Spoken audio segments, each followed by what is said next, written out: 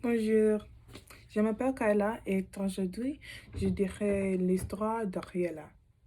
Ariella Truman s'est assise en face de Monsieur Wilson, l'avocate qui a confié avec le dossier de ses parents, dans son bureau, alors qu'il discutait le testament de la vie de ses parents.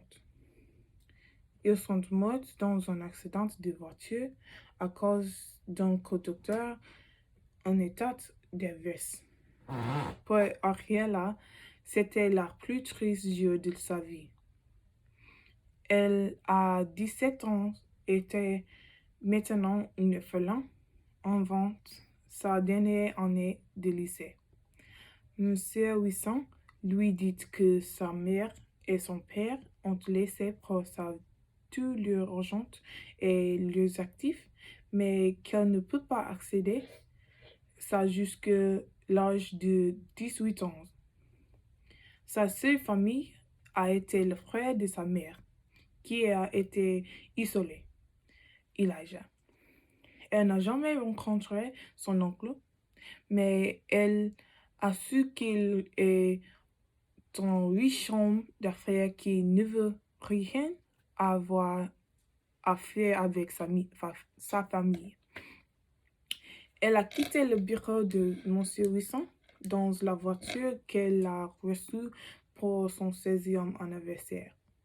Lorsqu'elle arrivait chez son oncle, lui et son mari sont restés debout à la porte. Aucun des deux ne lui en parlait pas. Ils ont fixé juste à ça en silencieusement. Et ils ont laissé ça entrer. Elle pouvait déjà voir qu'il ne l'aimait pas. Elle lui ont amené sa chambre, qui était grande et spacieuse, mais très nue. Une femme de ménage est venue à sa porte et elle lui a dit à elle les tâches ménagères qu'on attendait d'elle. On lui a dit laver la vaisselle, faire la lessive, nettoyer ses chambres et nettoyer la salle de bain. Alors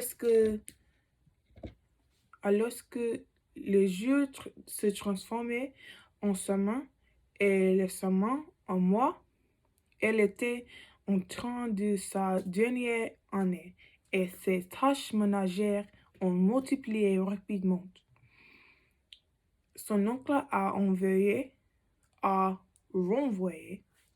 la femme de ménage parce qu'il a dit que tante Cariel là serait là.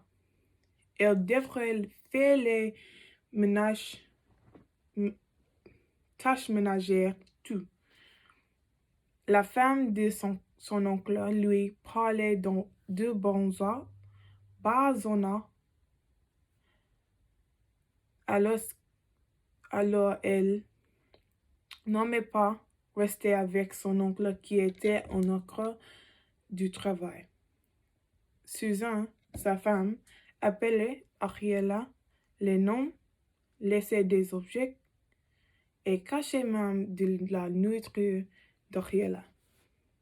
Même si son oncle était riche, c'était comme si elle était pauvre. Elle ne partageait pas leurs richesses avec Ariella. Souvent, elle portait la même chose et n'avait pas d'essentiel pour elle avait besoin sans argent. Sa seule chose qui rachète était avait un garçon qui vivait à côté d'elle, qui semblait toujours savoir quand Ariella avait besoin d'une épaule pour compter sur. Ses parents étaient riches. Ils l'invitaient souvent à dîner.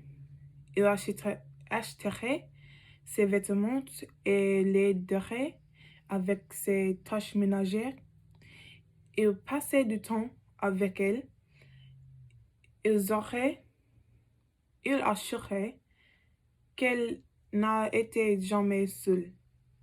Un écho de temps moderne qui a gardé de la solitude et de la dépression. Ils ont continué à se rencontrer jusqu'à la fin de la dernière année lorsque son anniversaire est arrivé finalement. Ce jour-là, elle a hérité de l'argent de ses parents. Elle a fait ses valises et déménagé avec l'homme de ses rêves de la maison à côté de la fin. Au revoir.